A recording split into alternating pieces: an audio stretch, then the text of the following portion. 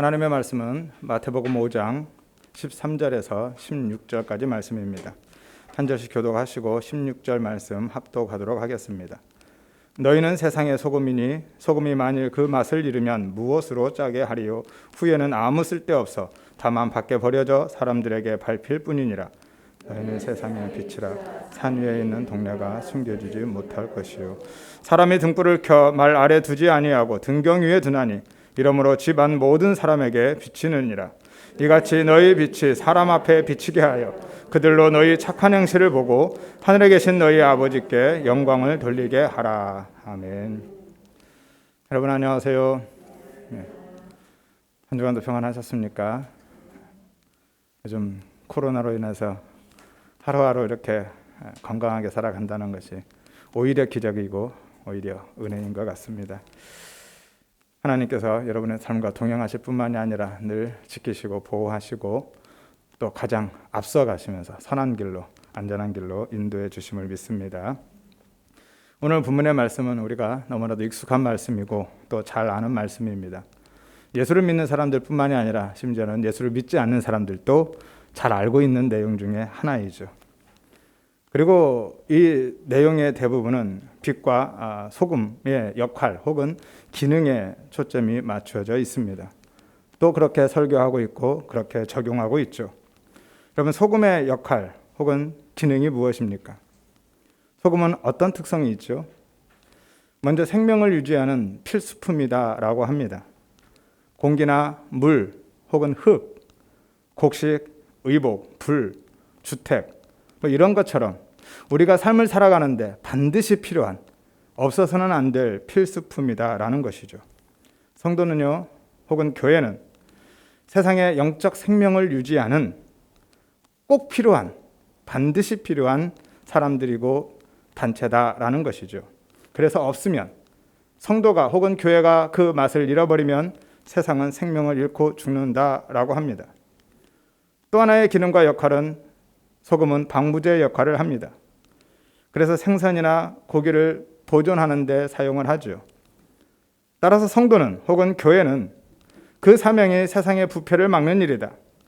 세상이 썩고 부패하는 것은 성도가 혹은 교회가 그 맛을 잃었기 때문이다 라고 합니다.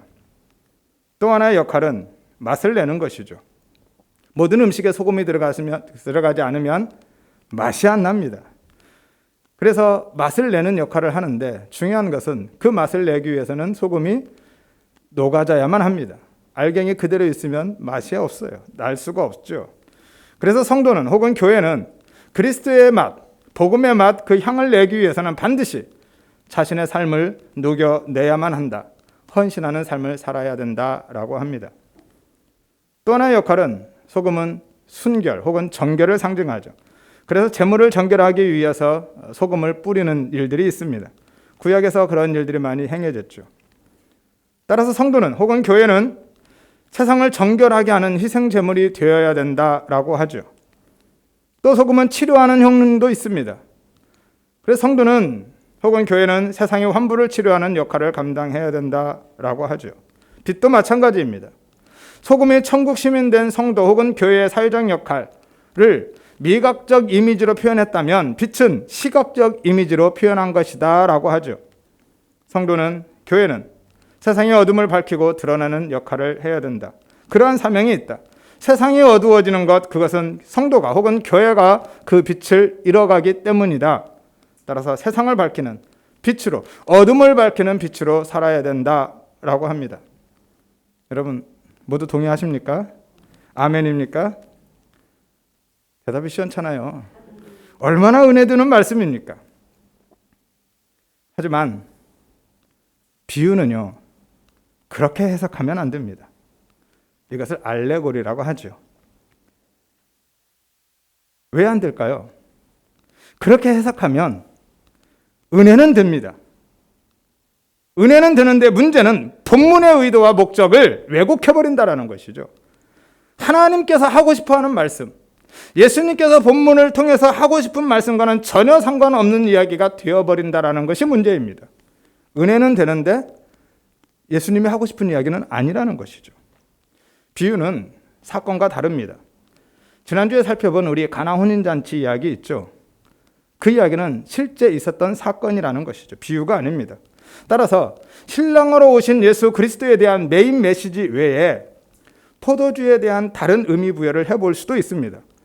뭐 기쁨이랄지 혹은 포도주의 변화, 그래서 화학적 변화로서 돌이킬 수 없는 완전한 변화다. 뭐 그런 것도 생각해 볼 수 있겠죠. 혹은 어려움이 있을 때, 도움이 필요할 때 마리아가 예수님께 도움을 청한다. 그래서 그런 부분도 생각해 볼 수도 있을 겁니다. 또 마리아가 종들에게 지시했을 때, 예수님께서 물을 따다 부어라 했을 때 그 종들이 한마디의 반문도 없이 무조건 순종해서 아귀까지 채웠을 때 그 순종에 대해서도 우리는 생각해 볼 수 있겠죠. 다양한 관점에서 바라볼 수는 있습니다.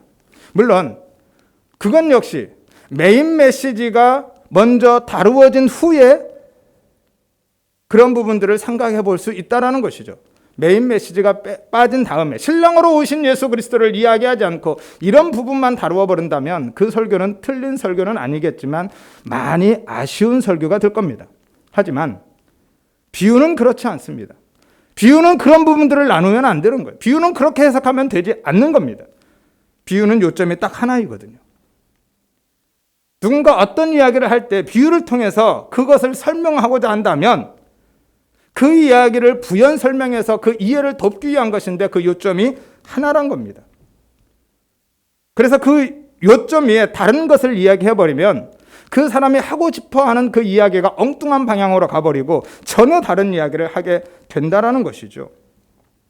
예를 들어서 야, 저 사람은 참 부지런하다, 정말 소 같다 라고 한다면, 혹은 저 사람은 참 소처럼 부지런하다 라고 한다면, 이 사람이 소를 비유를 들어서 이야기했을 때 무엇을 이야기하고 싶은 거죠? 그 사람의 부지런함 혹은 성실함을 이야기한 거예요. 그 사람의 의도는, 요점은 그거 딱 하나입니다. 다른 게 없어요. 근데 그 이야기를 듣는 사람이 야, 저 사람은 정말 소처럼 힘도 좋은가 봐 라고 하거나, 저 사람은 소처럼 많이 먹나? 라고 하거나, 저 사람이 소처럼 등치가 좋은가? 혹은 저 사람은 참 성품이 소처럼 온순한가 보다, 혹은 순종적인가 보다, 이렇게 해석하기 시작한다면 소를 비유를 들어서 그 사람의 부지런함이나 성실함을 이야기하고 싶은 것과는 전혀 엉뚱한 이야기가 되어버린다는 것이죠. 그래서 안 된다는 겁니다. 예를 들어서 예수님도 비유를 참 많이 하시는데 나는 양의 문이다 라고 예수님이 이야기하셨어요. 근데 이 이야기를 듣는 사람이 예수님이 양의 문이야? 그럼 그 문은 문턱이 있을까? 혹은 그 문은 성문일까? 아니면 가정집의 대문일까? 미닫이일까? 여닫이일까? 뭐 이런 거 가지고 문의 재료는, 문의 사이즈는, 이런 거를 이야기하고 이런 거를 나눈다면 예수님이 나는 양의 문이라고 한 것과는 전혀 다른 이야기가 되어버리는 것이죠. 예수님이 나는 양의 문이다라고 자신을 문으로 비유한 것은 무엇입니까? 구원은 오직 자신을 통해서만 이루어진다는 것이죠. 나를 통하지 않고는 하나님께 갈 수가 없는 거죠. 그 문은 오직 그리스도밖에 없다라는 겁니다. 요점은 그건 하나예요. 그런데 그것을 다르게, 다양하게 해석해버리면 안 된다는 것이죠. 또 예수님이 나는 포도나무요, 너희는 가지다 라고 말씀하죠. 근데 실제로 이렇게도 설교합니다. 포도나무와 가지를, 포도나무에 대한 특징들을 가지고 설교를 하는데요. 포도나무는 줄기와 가지가 구분되지 않는다. 그래서 성도는 그리스도와 완전히 연합된 사람들이다 라고 하거나, 포도나무는 지주에 묶여서 자라난다. 따라서 우리는 그리스도 외에 정말 십자가에 온전히 묶여서 다른 길로 가면 안 되고 십자가를 통해서만, 십자가 안에서만 순종의 삶을 살아가야 된다 라고 하고, 또 포도나무는 꽃이 별로 아름답지 않다. 따라서 세상의 외적인 영광을 추구해서는 안 된다. 혹은 포도나무는 가지치기를 하지 않으면 열매가 풍성하지 않다. 따라서 성도는 시련과 고난을 통해서, 그런 가지치기를 통해서 생명의 열매를 맺어가는 것이다. 또 포도나무는 열매 외에는 별로 쓸 게 없다. 따라서 오직 하나님의 영광, 하나님의 기쁨, 그 열매만을 위해서 살아가야 되지 다른 것을 추구하면 안 된다. 내용 참 좋죠. 은혜스럽습니다. 은혜 받을 만한 내용인데 실제로 이렇게 설교해요. 제가 인터넷에서 검색해보고 그 설교문 요약해서 온 거예요. 이래버리면 예수님께서 나는 포도나무에 너희는 가지다라고 한 이유가 어디에 있습니까? 요점이 어디에 있어요? 내가 생명의 근원이라는 거잖아요. 나를 떠나면 죽는다는 거잖아요. 그거 이야기하고 싶어서 이 비유 든 거 아닙니까? 그런데 이렇게 다양하게 포도나무의 특징을 가지고 이야기해버리면 엉뚱한 설교, 아니 틀린 설교가 되는 것이죠. 오늘 소금과 비유도 마찬가지입니다. 소금의 특징, 다양한 특징, 빛의 특징들, 그 기능, 역할을 가지고 설교를 해버리면 예수님께서 너희는 소금이고 빛이다라고 한 그 진이, 그 요점이 왜곡되어 버리고 전혀 엉뚱한 방향으로 간다라는 게 문제이죠. 따라서 오늘 우리는 예수님께서 소금과 비유를 통해서 말씀하고자 하는 그 의도, 목적을 찾아야만 합니다. 단순히 소금과 빛의 다양한 기능이나 역할에 초점을 맞추어서는 안 된다는 것이죠. 은혜는 될 수 있지만 전혀 주님이 하고 싶은 이야기가 아니라는 데 문제가 있습니다. 어떤 사람이 그러더라고요. 간증하는데 간증이 갈수록 과장되어 가고 자꾸 거짓말이 늘어가는 거예요. 간증을 하면 할수록 그렇죠. 살이 붙어가죠. 그래서 나중에 당신 왜 자꾸 거짓말해요? 그랬더니 그 사람이 뭐라는 줄 아십니까? 내가 거짓말해도 은혜만 많이 받더라. 이렇게 되는 겁니다. 설교는요, 본문의 의도, 정말 하나님이 혹은 예수님이 하고 싶어하는, 본문을 통해서 하고 싶은 그 의도를 드러내주는 것이지, 그 본문을 멋지게 해석해서 그냥 은혜를 끼치는 데 있지 않다라는 것이죠. 그러면 왜 그동안 우리가 소금과 빛의 기능 혹은 역할에 초점을 맞춰왔는가를 생각해 보아야 되겠죠. 왜 그랬을까요? 왜 대부분의 설교가 이 본문을 이야기할 때 그 소금의 기능 혹은 빛의 역할에 대해서 초점을 맞춰왔을까요?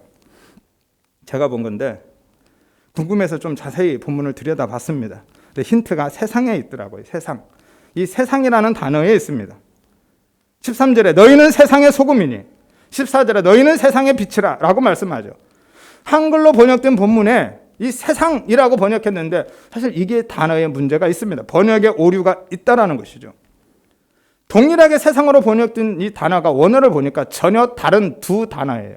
세상과는 상관없는 다른 단어입니다. 13절에 너희는 세상의 소금이다 라고 할 때 이 세상은 개라는 단어인데요. 흙 혹은 땅이라는 의미입니다.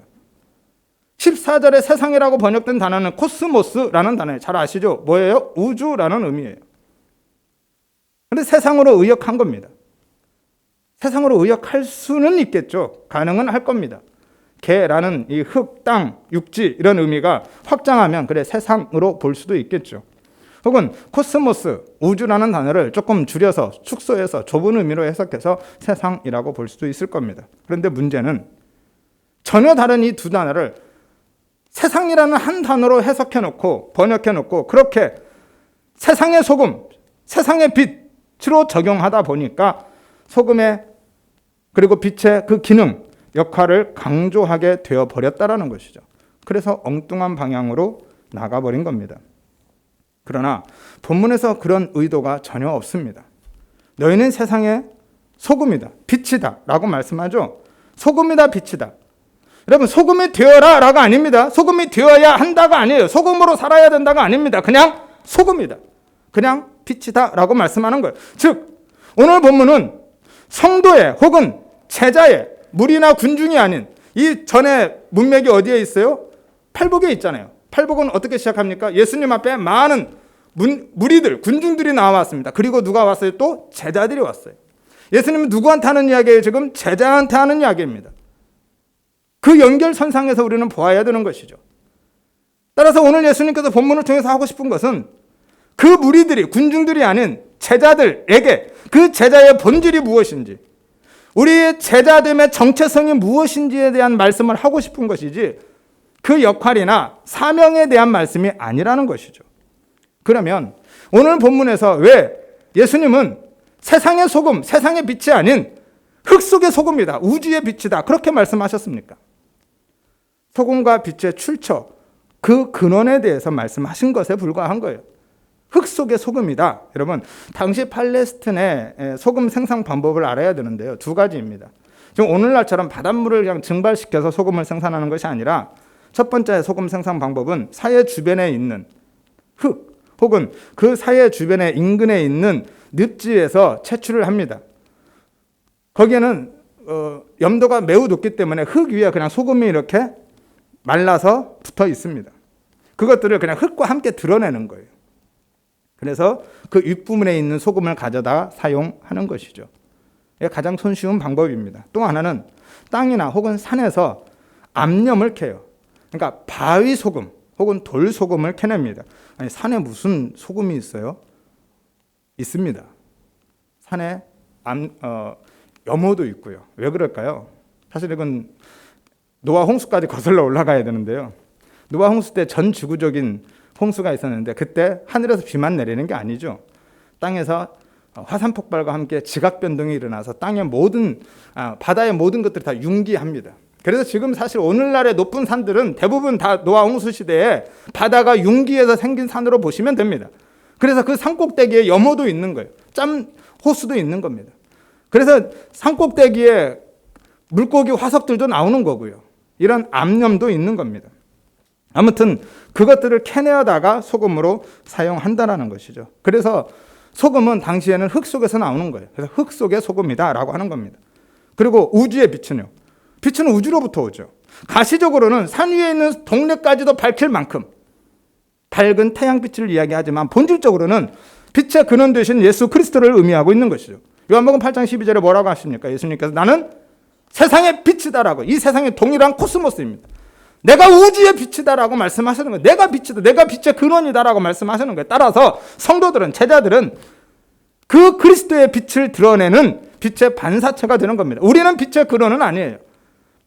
예수 그리스도가 근원이시고 발광체이시고 우리는 그 빛을 받아서 비추는 반사체인 겁니다. 마치 태양빛을 받아서 빛을 반사하는 달빛처럼 우리는 그분의 빛을 받은 우리도 그래서 빛이다라고 하는 거예요.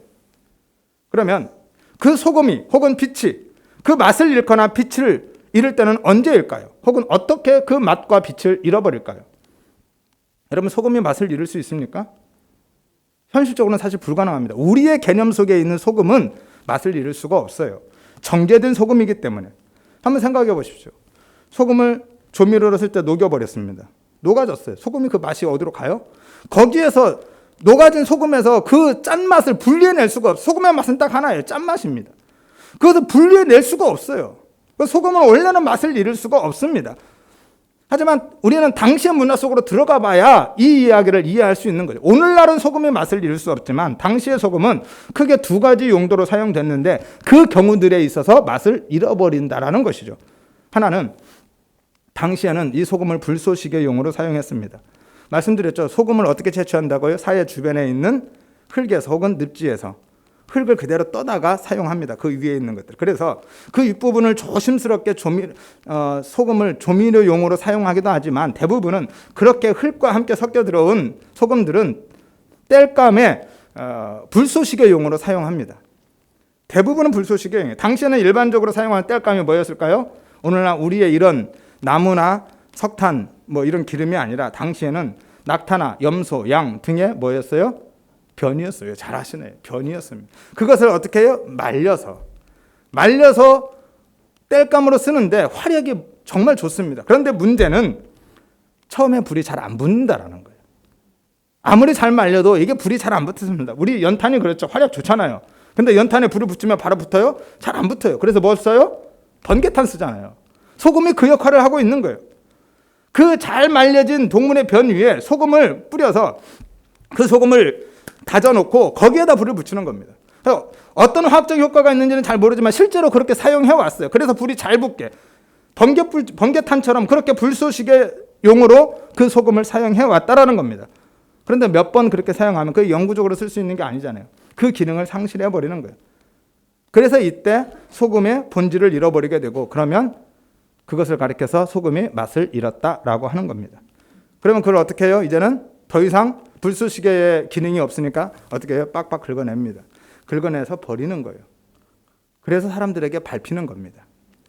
그래서 맛을 잃은 소금은 버려져서 밟힌다라고 하는 거고요. 또 하나는 불쏘시개용이 아니라 조미료용으로 씁니다. 소금의 채취 두 번째 방법 어디에서요? 땅이나 산에서 무엇을 캐요? 암염을 캡니다. 돌소금이죠. 그것을 물에 담궈서 거기에서 소금이 우러나는 거예요. 그래서 여러 번 사용하다 보면 그것 역시도 염분이 다 빠지면 뭐만 남아요? 돌만 남는 거죠. 그러면 그건 어떻게 해야 돼요? 버리는 겁니다. 그래서 밟히는 거예요. 이래서 소금이 맛을 잃는다는 것이지, 오늘날 우리가 정제된 이런 소금은 사실은 맛을 잃을 수가 없는 것이죠. 빛도 마찬가지입니다. 빛도 소금처럼 그 자체의 빛을 잃을 수는 없어요. 빛이 없으면 없었지. 어떻게 빛을 잃습니까? 빛을 잃는 순간은 그건 빛이 아니잖아요. 빛은 빛을 잃을 수가 없어요.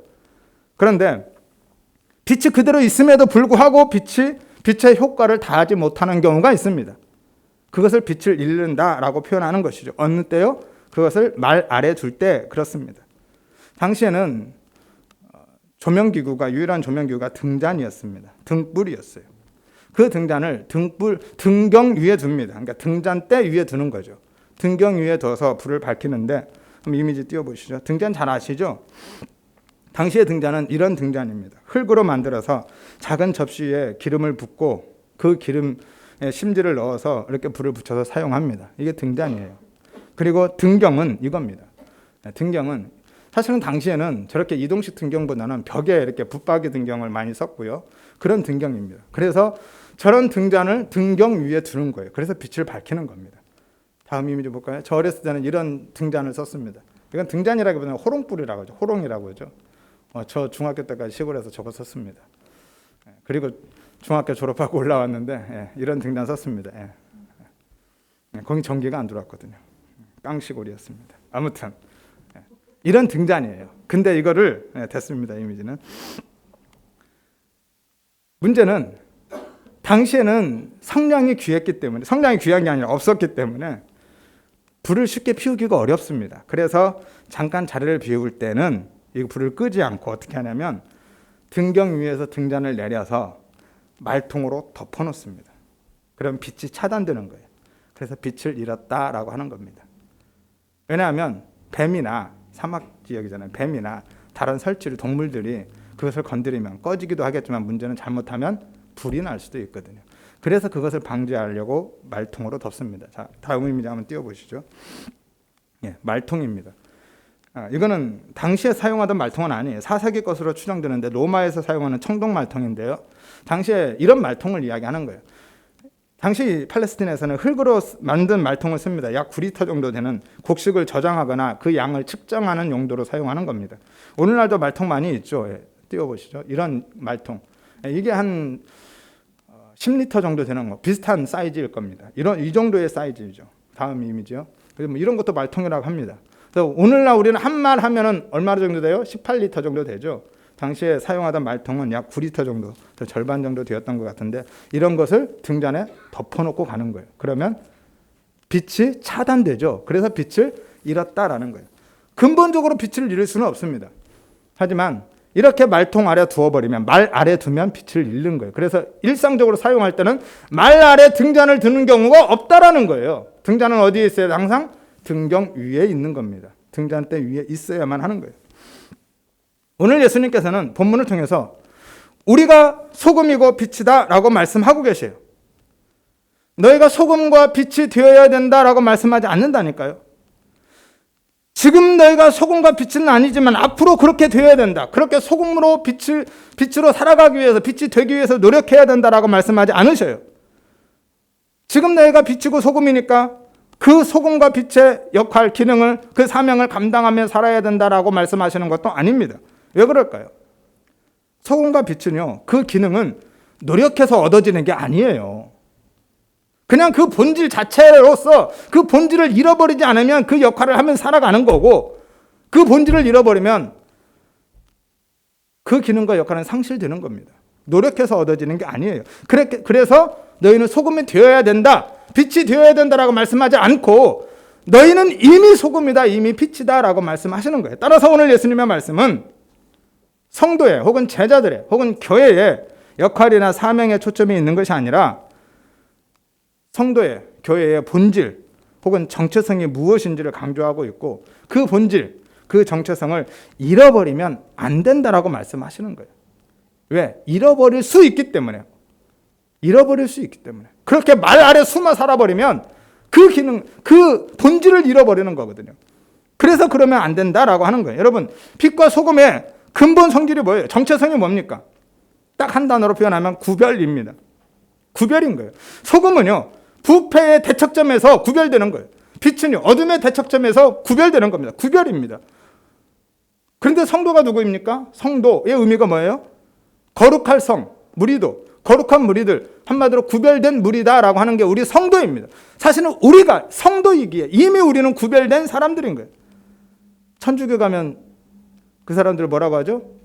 우리는 성도라고 그래요. 성도님 그렇게 부르죠. 천주교는 신자라고 합니다. 믿을 신자에 놈자자 쓰는 거, 믿는 놈들이라는 거예요. 그래서 거기는 신자님이라고 안 해요. 근데 우리는 성도님이라고 합니다. 왜? 거룩한 무리잖아요. 구별된 무리잖아요. 우리 성도는요, 이 무리들이 아니에요. 군중이 아닙니다. 불신자들이 아니에요. 그들과는 본질적으로 다른 존재, 완전히 다른 종류의 사람들입니다. 구별된 사람이에요. 구분과 구별은 다릅니다. 구분은 딱 나누는 거예요. 구별은요, 섞여 있는데도 한눈에 딱 띄는 게 구별입니다. 다양한 마스크를 쓰고 계시지만, 색깔 있는 마스크 눈에 딱 들으죠. 군계 일학이라고 들어보셨죠? 닭무리 속에 학 한 마리가 있으면 눈에 딱 띄는 겁니다. 그냥 눈에 띄는 거예요. 그게 구별됨입니다. 다른 종류거든요. 꽃이 다 같은 꽃 아니잖아요. 그죠? 장미가 있고 혹은 국화가 있고 다릅니다. 다른 종류예요. 동물도 마찬가지죠. 동물이라고 다 같습니까? 고양이와 개가 완전히 다른 종류잖아요. 우리가 그렇다라는 거예요. 우리가. 예수를 믿는 사람들과 예수를 믿지 않는 사람들, 성도와 불신자들은 다른 종류의 사람이다라고 하는 거예요. 그래서 구별되어야 된다. 섞여 살면 안 된다. 세상 사람들이 눈 하나만 달고 산다고 우리도 눈을 뽑아내거나 가리고 살 수 없다라는 거예요. 말 아래 숨어서 그들과 똑같이 살아갈 수 없다라는 거예요. 다른 종류입니다. 그 본질을 잃어버리면 안 된다라고 하는 거예요. 어떻게 다릅니까? 얼마나 달라요? 고린도후서 6장 14절에서 16절에 말씀합니다. 너희는 의이고 그들은 불법이다. 너희는 빛이고 그들은 어둠이다. 너희는 성전이고 그들은 우상이다. 너희는 살아계신 하나님의 성전이다. 완전히 다르죠. 정반대입니다. 그러니 어떻게 구별되지 않을 수 있겠습니까? 근데 우리의 모습을 보면 구별된 모습이 너무 보이지 않을 때가 많다는 것이 문제이죠. 따라서 우리는 다르기 때문에, 처음부터 다른 존재이기 때문에 그렇게 다르게 사는 것은 지극히 당연한 겁니다. 그래서 우리가 무리가 아닌 제자들은 어떻게 다르게 살아야 되냐? 앞선 팔복의 말씀을 따라서 다르게 살아가는 것, 이것이 착한 행실이다라고 오늘 본문에 말씀하는 거예요. 문맥을 우리는 봐야 되죠. 다르게 사는 것. 그 다르게 사는 것이 심령이 가난한 자로, 애통하는 자로, 세상은 그렇게 살지 않습니다. 온유한 자로, 의에 줄이고 목마른 자로, 마음에 청결하고 화평케 하는 자로, 의를 위하여 박해를 받으면서도 기뻐하고 즐거워하는 자로 살아가는 것이 우리의 다름이라는 거예요. 이것이 착한 행실입니다. 많은 사람들이 이 착한 행실을 이야기하면서, 다름을 이야기하면서 자꾸 윤리적이고 도덕적인 이야기를 하는 거예요. 여러분, 그렇지 않습니다. 윤리적이고 도덕적인 다름을 의미하는 게 아니에요. 착한 행실은 그것을 이야기하지 않습니다. 윤리적이고 도덕적인 것이 우리의 다름이고 구별됨이고 착한 행실을 하면 예수 믿는 사람보다 믿지 않는 사람들이 훨씬 더 잘하는 경우가 많습니다. 여러분, 그러면 간디는요, 성철 승려는요, 그 사람들은 어쩌면 모든 믿는 사람들보다 훨씬 더 윤리적이고 도덕적으로 산 사람들일 거예요. 그럼 그들이 빛입니까? 그들이 소금이에요? 그럴 수 없죠. 빛의 본질과 소금의 본질은 다름인데 그 다름은 인류와 도덕이 아니라니까요. 무엇이라고요?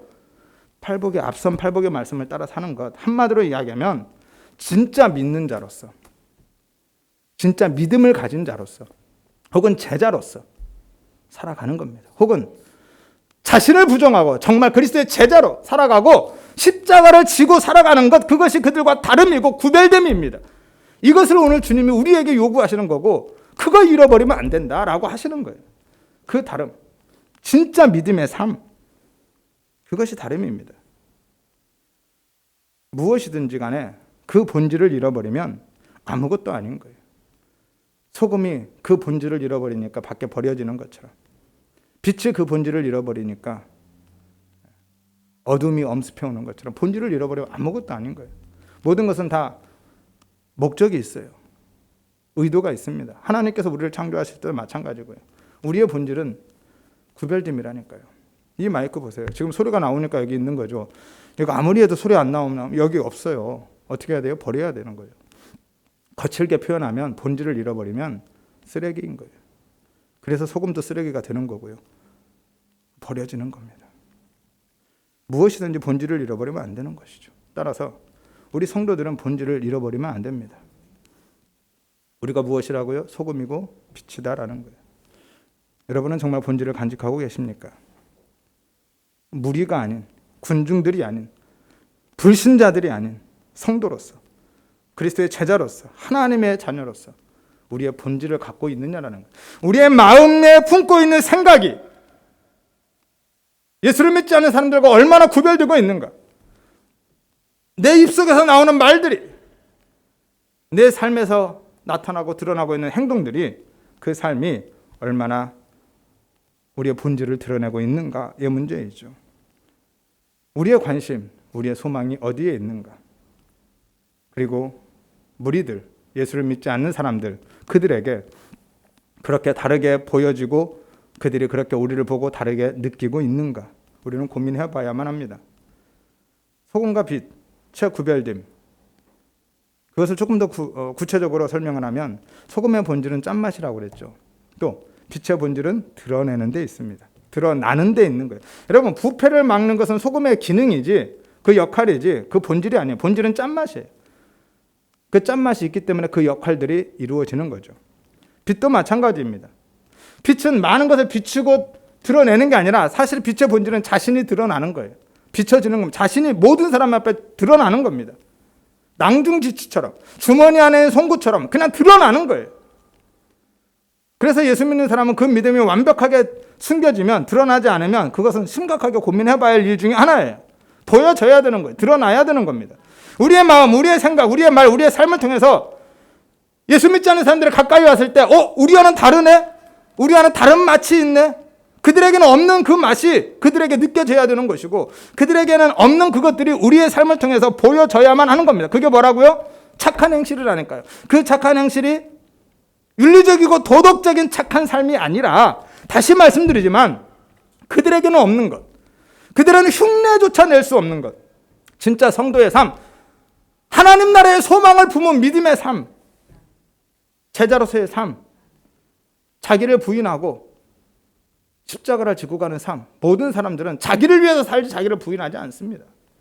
오직 예수를 믿는 사람들만이, 오직 그리스도의 제자들만이, 오직 하나님의 나라에 대한 소망을 가지고 살아가는 사람들만이 가지고 있는 그 본질, 그 맛, 그 빛이 우리의 삶 가운데 있어야 되고, 예수를 믿지 않는 사람들이 가까이 왔을 때 그 맛을 느끼고 그 본질을 발견해야 된다는 것이죠. 그렇게 드러나야 되는 겁니다.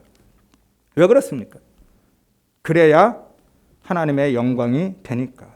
그래야 우리가 하나님의 영광을 돌릴 수 있으니까. 그래야 나를 통해서 복음이 전해지니까.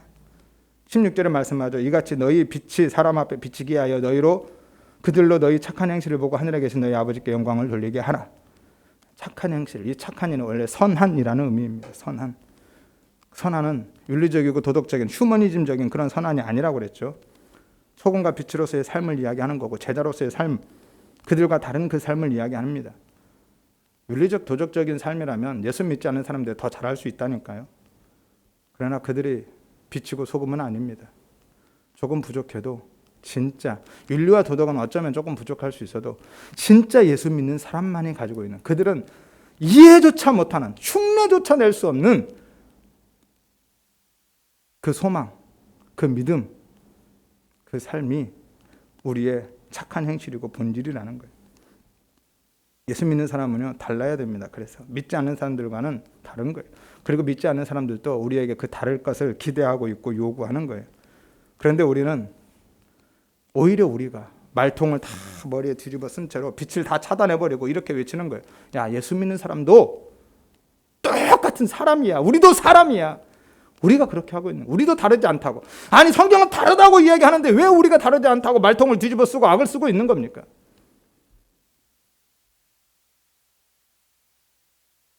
여러분, 다르지 않으면, 구별되지 않으면 우리를 통해서 복음이 전해질 수가 없어요. 복음은 말로 전해지는 게 아닙니다.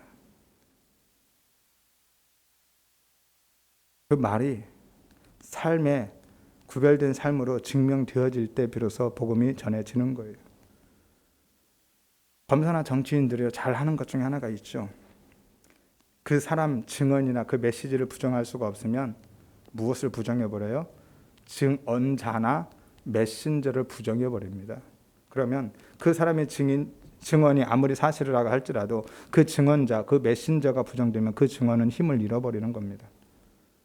예를 들어서 정말 하나님 나라, 천국이 있다고 믿는다면 우리가 그 나라를 소망하고 그 나라를 정말 준비하면서 사는 모습을 보여야만 하는 거예요.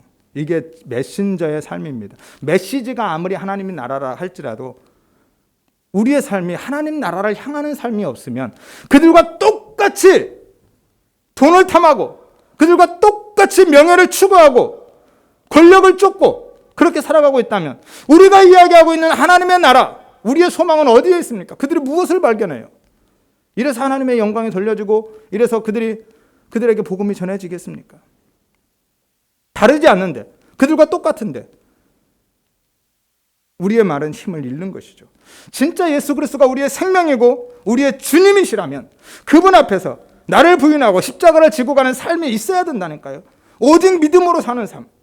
그래서 어떤 상황과 환경 속에서도 영향받지 않고 오히려 그런 상황 속에서도 마음의 평화를 누릴 수 있는, 예수를 믿지 않는 사람들 이해할 수 없는, 야, 어떻게 그런 상황 속에서 웃을 수가 있니? 걱정하지 않을 수가 있니? 라고 이야기할 만큼 모든 상황과 환경을 넘어선 마음의 평화를 누리는 삶, 정말 환난과 핍박이 있다 할지라도 그 속에서도 기뻐하고 즐거워할 수 있는 삶, 5장 12절 말씀처럼 그렇게 그들은 이해할 수 없는, 그들은 흉내를 쳐낼 수 없는 진짜 성도, 진짜 믿음, 진짜 제자의 삶, 그 삶이 빛이고 소금의 삶이고 그 삶이 착한 행실이다라는 거예요. 그것 없으면 우리가 아무리 말로 떠들어도 하나님의 영광이 돌려질 수 없고 복음이 전해질 수 없는 겁니다. 초대교회 성도들이 그랬어요. 그들은 정말로 빛으로 소금으로 그렇게 살았습니다. 윤리적이고 도덕적인 그런 착한 행실이 아닌 진짜 성도로서, 여러분 윤리적이고 도덕적으로 착한 행실로 살아가면 핍박은 없습니다. 오히려 칭찬과 격려가 있죠. 근데 초대교회 성도들은 진짜 윤리적이고 도덕적이지 않았다는 게 아니라 훨씬 더 윤리적이고 도덕적이었지만 빛과 소금과 빛의 그 본질을 잃어버리지 않고 이렇게 팔복의 삶을 쫓아서 살아갔기 때문에 뭐가 있었어요? 핍박이 있었다니까요. 그래서 그 위에 말씀하는 11절에 나로 말미암아 너희를 욕하고 박해하고 거짓으로 너희를 거슬려 모든 악한 말을 할 때, 실제로 이렇게 살았다는 이런 일들을 당하고 살았어요. 왜요? 빛으로 소금으로 살아서 그런 거예요. 그러나 사람들은 그들을 두려워했습니다. 핍박했지만 성경에서 예수 믿는 사람들, 초대교회 성도들을 얼마나 두려워했는지를 곳곳에서 말씀하고 있어요. 그런데 지금은 어떻습니까? 핍박이 없어요. 왜요? 소금으로 빛으로서의 삶을 안 사니까 핍박이 없습니다. 그리고 두려움도 없어요. 대신 뭐가 있어요? 조롱과 비난이 있습니다. 아니, 적어도 이 착한 행실이 윤리와 도덕이라면 그 착한 행실로 살아가면 사람들은 적어도 칭찬하고 격려는 한다니까요. 근데 오늘날 교회는 이것조차 없다라는 거예요. 그들에게 있는 윤리와 도덕조차 오늘날 교회 성도들에게서는 찾아보기 어렵고, 그러니 진짜 소금의 본질, 빛의 본질, 성도의 제자의 삶, 자기를 부인하고 십자가를 지고 가가는 그 삶, 그 맛, 그 빛을 우리가 어디에서 찾아보겠느냐는 겁니다. 성도는요, 언제 핍박을 받습니까? 그리고 언제 비난을 받을까요? 그들과 다를 때 핍박을 받는 거거든요. 분명히 주님이 말씀합니다. 요한복음 15장 19절에 너희가 세상에 속하지 않아서 그런 거다. 너희가 세상에 속하였으면 저들은 자기에게 속한 사람이라 사랑했을 거다. 그런데 너희가 세상에 속하지 않아서 그들이 너희를 미워하는 거다라고 하는 거예요. 그들과 다르면 핍박을 받는 겁니다. 하지만 그들과 다르지 않으면 뭐를 받아요? 조롱을 받아요. 비난을 받습니다. 여러분, 믿는 사람은요, 핍박은 받을지언정 절대 비난받아서는 안 됩니다. 손가락질 당해서는 안 돼요. 적어도 진짜 윤리적이고 도덕적인 착한 행실이라도 있어야 돼요. 비난받아서는 안 됩니다. 우리는 핍박과 비난을 혼돈하고 있어요. 비난받는 것을 핍박받는 거라고 착각하는 경우들도 있습니다. 핍박과 비난은 다릅니다. 예를 들어서 수협에 간다고 집에 와서 설거지도 하나도 안 하고 청소도 하나도 안 하고 수북하게 싸놓고 그냥 갔습니다. 믿지 않는 남편이 와서 교회 갔다 온 부인 자꾸 망번하고 합니다. 그러면 내가 오늘 예배 간 것 때문에 이런 핍박을 받는구나. 그럼 핍박인지 비난인지 좀 고민해 보시기를 바랍니다. 지금 우리는 각자 다른 이유와 목적을 가지고 예수님 앞에 모여든 수많은 무리인지 제자인지 고민해 보아야만 합니다. 모든 것을 버려두고 예수님의 말씀을 따르고 있는 자기의 자신을 부인하고 십자가를 지고 가는 제자인지 내게 어떤 유익을 위해서 그 이유와 목적 때문에 예수님 앞에 나온 군중인지 고민해 봐야 된다는 것이죠. 제자라면 둘 중에 하나를 선택해야만 합니다.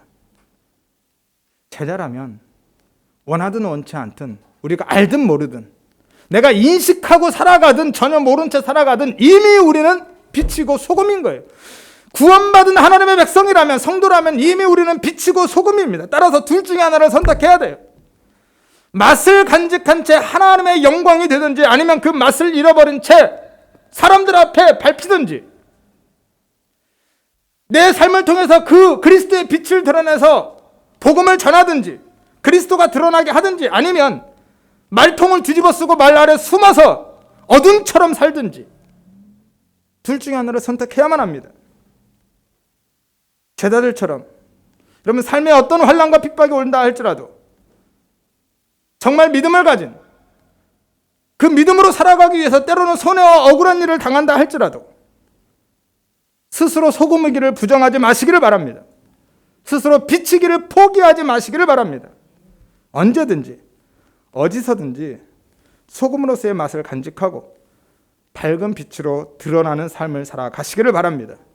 하여서 우리의 삶을 통해서 정말 하나님의 영광이 되고 우리의 삶이 복음의 통로가 되는 가장 복된, 가장 행복한, 가장 가치 있는 삶을 살아가시기를 주의 이름으로 축원드립니다.